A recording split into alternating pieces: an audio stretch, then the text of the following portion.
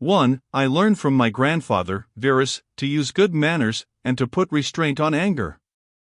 2. In the famous memory of my father I had a pattern of modesty and manliness.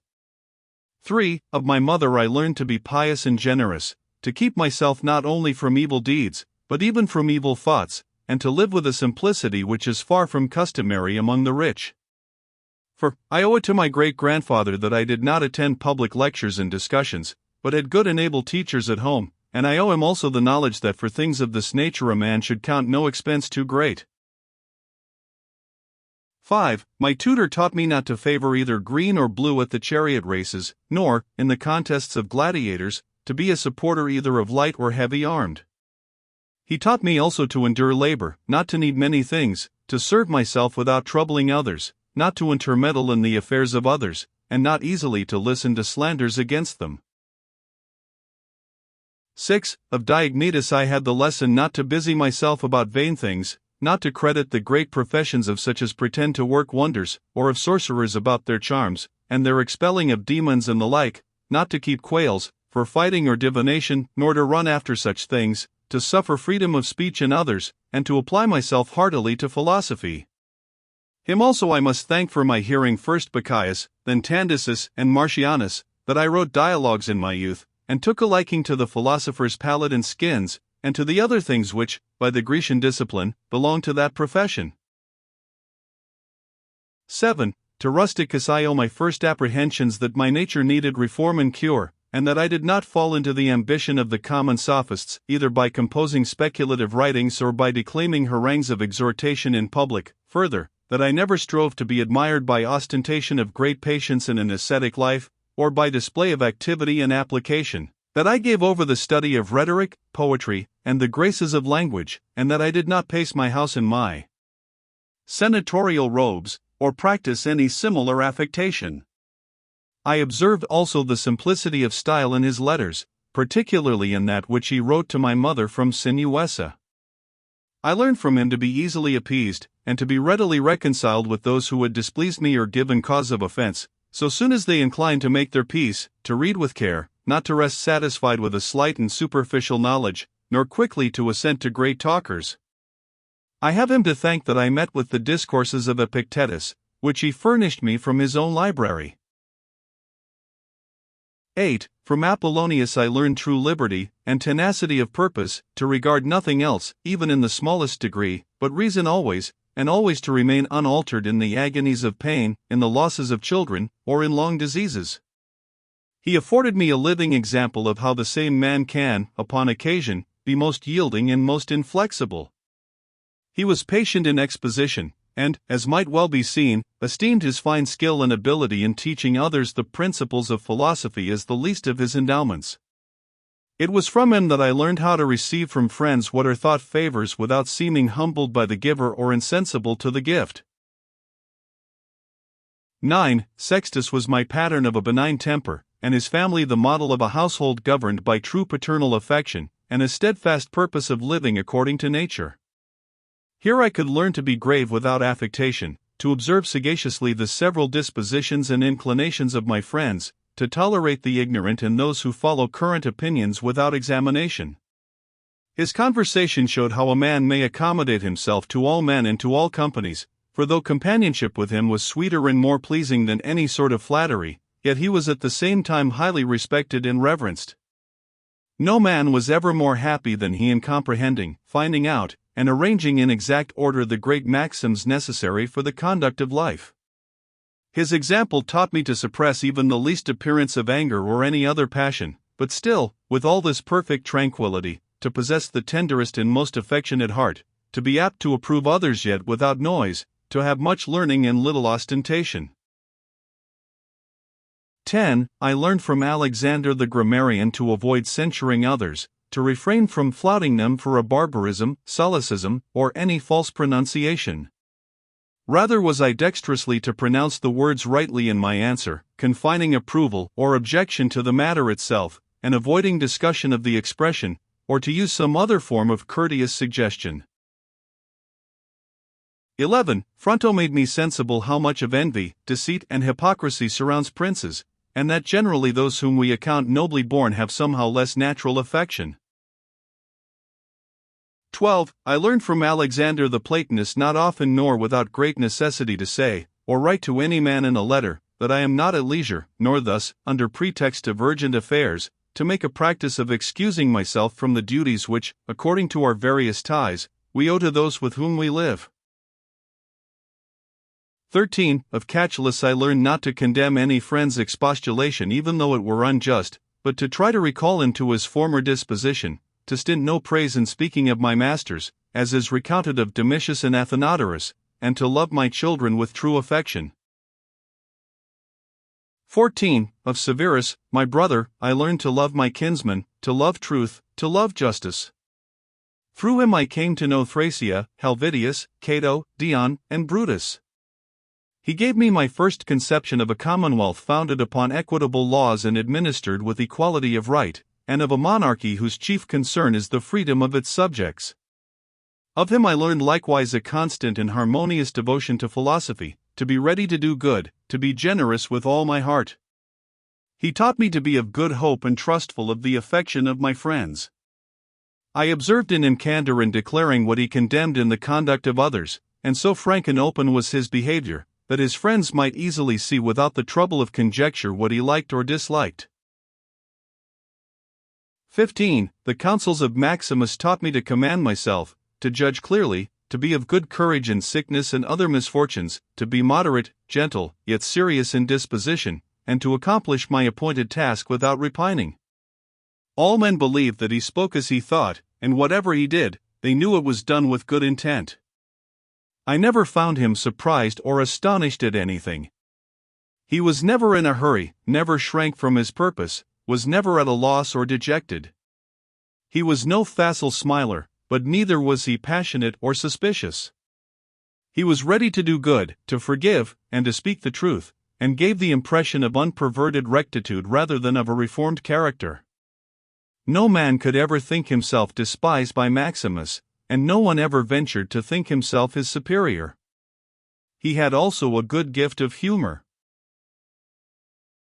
16. I learned from my father gentleness and undeviating constancy in judgments formed after due reflection, not to be puffed up with glory as men understand it, to be laborious and assiduous. He taught me to give ready hearing to any man who offered anything tending to the common good, to mete out impartial justice to every one, to apprehend rightly when severity and when clemency should be used, to abstain from all impure lusts, and to use humanity towards all men. Thus he left his friends at liberty to sup with him or not, to go abroad with him or not, exactly as they inclined, and they found him still the same if some urgent business had prevented them from obeying his commands. I learned of him accuracy and patience in counsel, for he never quitted an inquiry satisfied with first impressions. I observed his zeal to retain his friends without being fickle or overfond, his contentment in every condition, his cheerfulness, his forethought about very distant events, his unostentatious attention to the smallest details, his restraint of all popular applause and flattery. Ever watchful of the needs of the empire, a careful steward of the public revenue, he was tolerant of the censure of others in affairs of that kind. He was neither a superstitious worshipper of the gods, nor an ambitious pleaser of men, nor studious of popularity, but in all things sober and steadfast, well skilled in what was honorable, never affecting novelties. As to the things which make the ease of life, and which fortune can supply in such abundance, he used them without pride, and yet with all freedom, enjoyed them without affectation when they were present, and when absent he found no want of them. No man could call him sophist, buffoon, or pedant. He was a man of ripe experience, a full man, one who could not be flattered, and who could govern himself as well as others. I further observed that he honored all who were true philosophers, without upbraiding the rest, and without being led astray by any. His manners were easy, his conversation delightful, but not cloying. He took regular but moderate care of his body, neither as one overfond of life or of the adornment of his person, nor as one who despised these things. Thus, through his own care, he seldom needed any medicines, whether salves or potions. It was his special merit to yield without envy to any who had acquired any special faculty, as either eloquence, or learning in the law, in ancient customs, or the like, and he aided such men strenuously, so that every one of them might be regarded and esteemed for his special excellence. He observed carefully the ancient customs of his forefathers, and preserved, without appearance of affectation, the ways of his native land. He was not fickle and capricious, and loved not change of place or employment.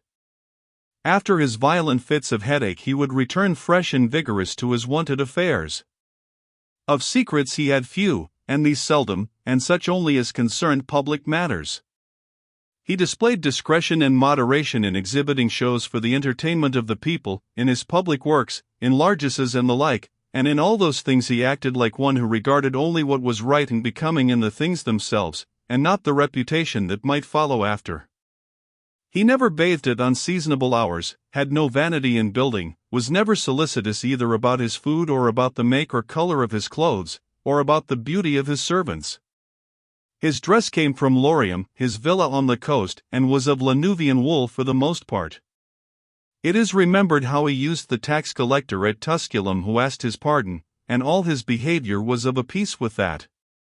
He was far from being inhuman, or implacable, or violent, never doing anything with such keenness that one could say he was sweating about it. In all things he reasoned distinctly, as one at leisure, calmly, regularly, resolutely, and consistently.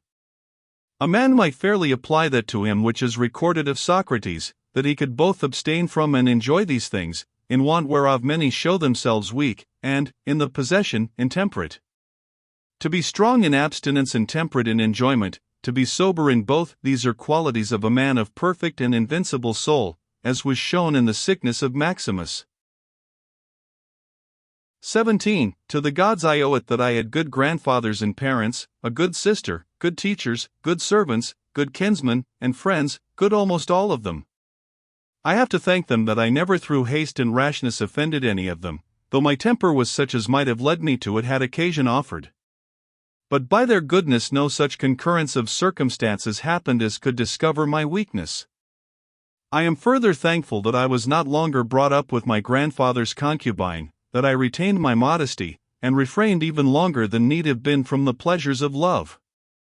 To the gods it is due that I lived under the government of such a prince and father as could take from me all vain glory, and convince me that it was not impossible for a prince to live in a court without guards, gorgeous robes, torches, statues, or such pieces of state and magnificence, but that he may reduce himself almost to the state of a private man, and yet not become more mean or remiss in those public affairs wherein power and authority are requisite. I thank the gods that I have had such a brother as by his disposition might stir me to take care of myself, while at the same time he delighted me by his respect and love. I thank them that my children neither wanted good natural dispositions nor were deformed in body. I owe it to their good guidance that I made no greater progress in rhetoric and poetry, and in other studies which might have engrossed my mind had I found myself successful in them. By the gods' grace I forestalled the wishes of those by whom I was brought up, in promoting them to the dignities they seemed most to desire, and I did not put them off with the hope that, since they were but young, I would do it hereafter. I owe to the gods that I ever knew Apollonius, Rusticus, and Maximus, that I have had occasion often and effectually to meditate with myself and inquire what is truly the life according to nature.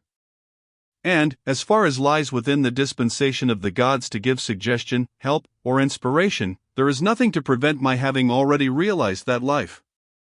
I have fallen short of it by my own fault, and because I gave no heed to the inward monitions and almost direct instructions of the gods, to whom be thanks that my body hath so long endured the stress of such a life as I have led. By their goodness I never had to do with either Benedicta or Theodotus, and afterwards, when I fell into some foolish passions, I was soon cured. I give thanks that, having often been displeased with Rusticus, I never did anything to him which afterwards I might have had occasion to repent, that, though my mother was destined to die young, she lived with me all her latter years, that, as often as I inclined to succor any who were either poor or had fallen into some distress, I was never answered that there was not ready money enough to do it, and that I myself never had need of the like succor from another. I must be grateful, too, that I have such a wife, so obedient, so loving, so ingenuous, that I had choice of fit and able men to whom I might commit the education of my children. I have received divine aids in dreams, as in particular, how I might stay my spitting of blood and cure my vertigo, which good fortune happily fell to me at Caeta. The gods watched over me also when I first applied myself to philosophy. For I fell not into the hands of any sophist, nor sat poring over many volumes, nor devoted myself to solving syllogisms, or stargazing. That all these things should so happily fall out, there was great need both for the help of fortune and for the aid of the gods. In the country of the Quadi, by the Granua.